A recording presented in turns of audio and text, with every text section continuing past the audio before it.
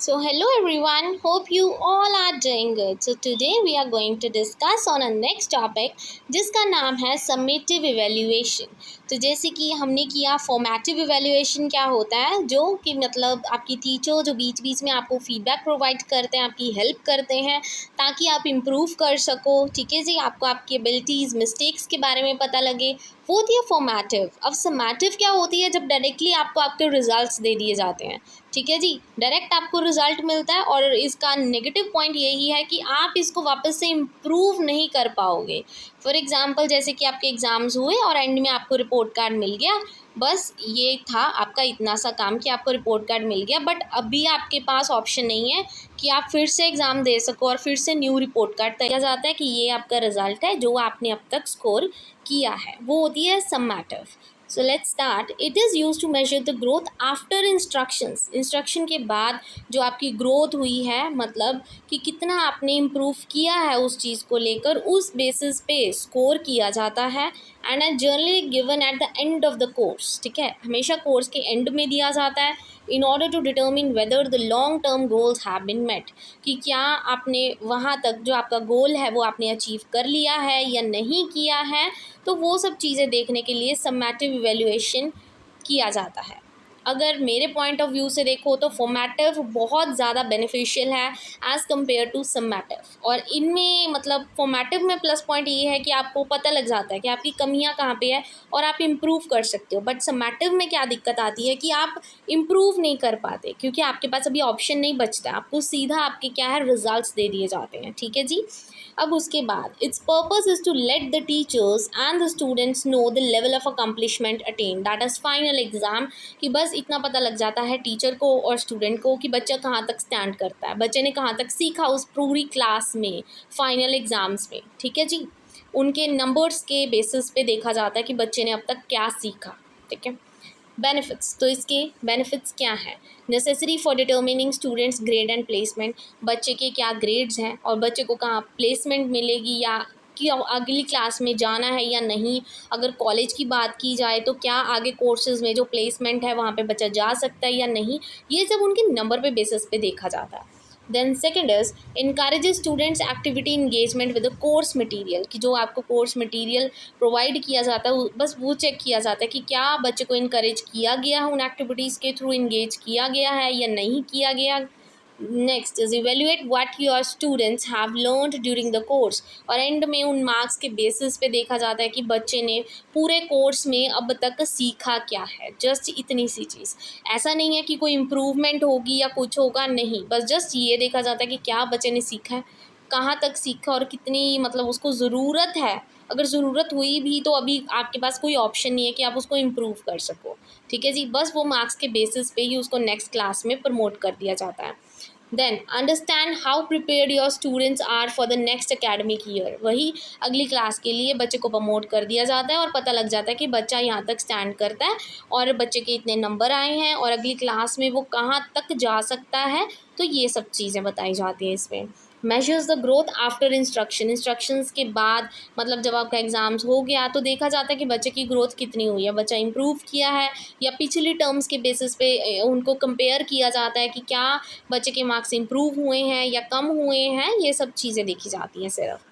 Then evaluate the student learning at the end में evaluate किया जाता है बच्चे को of an instructional unit by comparing it against some standard और बेंच मार्क्स। मतलब जैसे कहते हैं ना कि 100 मार्क्स का पेपर है, कम से कम 95 चाहिए अगर आपको फर्स्ट पोजीशन चाहिए, मतलब एक बेंच मार्क सेट कर दिया जाता है, क्राइटेरिया सेट कर दिया जाता है कि यहाँ तक मार्क्स आए तो फर्स्ट, ठीक है, वरना तो वही सेकंड थर्ड फोर्थ पोजीशन तक आप आओगे। तो ये सब चीज़ें देखी जाती हैं इसमें, मतलब इतना कुछ खास है नहीं समेटिव वाला अगर देखा जाए। Formative is much more practical. ठीक है, और फीचर्स पे आते हैं। समेटिव असेसमेंट पे कुछ फीचर्स होते हैं। पहला feature that it is practical and ethical, कहने का मतलब कि जो समेटिव इवैल्यूएशन प्रोसेसेस हैं वो ज़्यादा प्रैक्टिकल है, फ्लैक्सिबल है और कैलकुलेबल है, सीधा कैलकुलेट किया जाता है आपके स्कोर्स को।